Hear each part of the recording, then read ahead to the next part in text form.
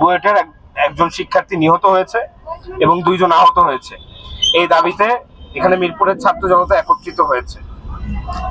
আমি প্রথমে গুপ্ত হত্যা নিয়ে কথা বলি। আজকে পুলিশ ভাইদেরকে দেখছি যে এই জায়গাতে 2 গাড়ি পুলিশ আমাদেরকে দেখভাল করছেন।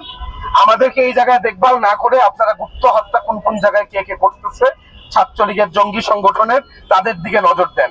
এই যে 1 ঘন্টা 2 ঘন্টা এখানে বসে আছেন, এই সময়টায় 2-1টা করে জঙ্গি ছাত্রলীগ, জঙ্গি আওয়ামী লীগ ধরেন, তবুও দেশটা শান্তিতে থাকবে।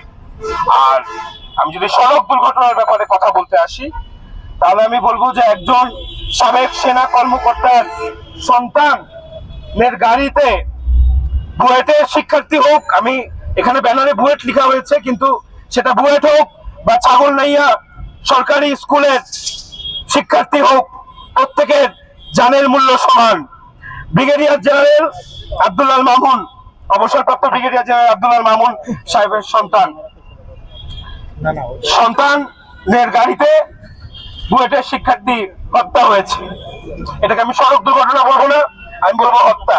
আমি একজন আইনজীবী, সুতরাং আমি বিচার বিভাগের সংস্কার নিয়ে আমাদের অনেকেই যে যার যার জায়গা থেকে কাজ করছে। বিচার বিভাগ সংস্কার কমিশন হয়েছে, অতীত বক্তারা বলেছেন যে বিচার বিভাগ সংস্কার করতে হবে, আইন সংস্কার করতে হবে, নিরাপদ সড়ক আইন পরিবর্তন করতে হবে। এছাড়া এই সমস্ত হত্যাকাণ্ডের সুষ্ঠু বিচার হবে না, আইনের ফাঁক ফোকর দিয়ে এরা বেরিয়ে যাবে। আমি দেশপ্রেমিক সেনাবাহিনীকে বলবো, আপনাদেরকে ভ্রাতৃত্বের শিক্ষা দেওয়া হয়, আপনাদেরকে দেশপ্রেমের শিক্ষা দেওয়া হয়। নিজের সন্তান অপকর্ম করলে সেই অপকর্ম প্রেমের মধ্যে সীমাবদ্ধ থাকবেন না। অতীতে অনেক এরকম সেনাবাহিনীর দেশপ্রেমিক অফিসার পাওয়া যায়, দেশপ্রেমিক সেনা জওয়ান পাওয়া যায়, যারা নিজের পরিবারের অপরাধের ব্যাপারে সোচ্চার ছিলেন এবং সেই অপরাধকে প্রশ্রয় দেয়নি। আপনাদেরকে ভ্রাতৃত্বের শিক্ষা দেওয়া হয়। বিডিআর হত্যাকাণ্ড এটা কোনো বিদ্রোহ ছিল না, এই হত্যাকাণ্ড নিয়ে আপনাদেরকে তো সোচ্চার হইতে দেখি না।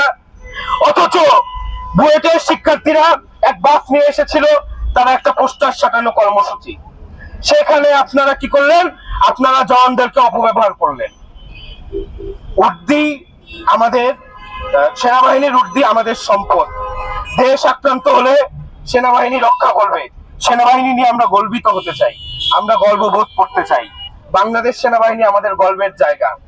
এখানে দেখতে পাচ্ছি যে শুধু পুলিশ না, আরো বেশ কয়েকটা প্রতিষ্ঠানের যেগুলোর চেহারা 5ই আগস্টের আগে দেখতাম, আন্দোলন আসলে এই জায়গাতে এসে দাঁড়িয়ে থাকে, তারাই এখানে এসে আবার দাঁড়িয়ে আছে।